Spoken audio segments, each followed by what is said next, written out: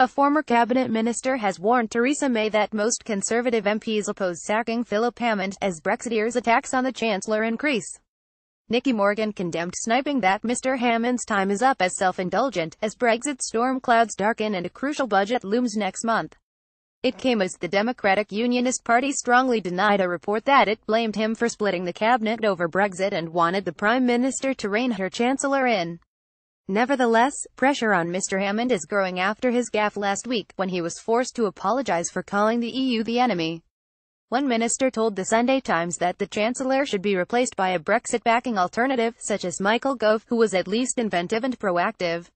But Ms. Morgan, the former Education Secretary, speaking on ITV's Peston on Sunday program, said of course he shouldn't be sacked.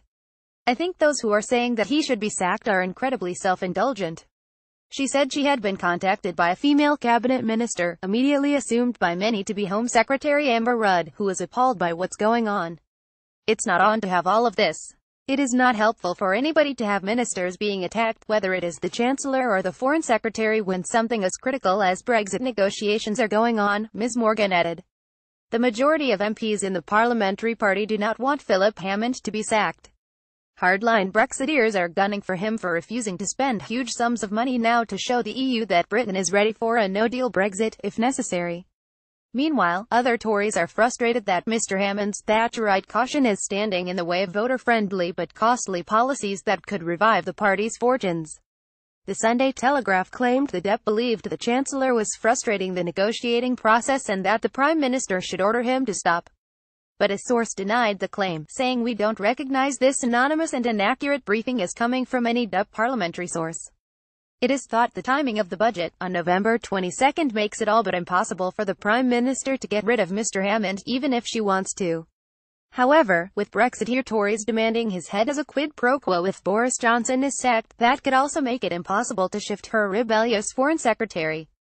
Over the weekend, business leaders gave their strong backing to Mr. Hammond in an attempt to bolster his position.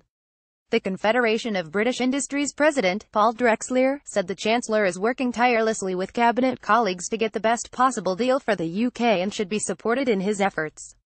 Adam Marshall, Director General of the British Chambers of Commerce, said personality politics and public division do nothing to shore up business confidence or instill faith that the economy is being put first.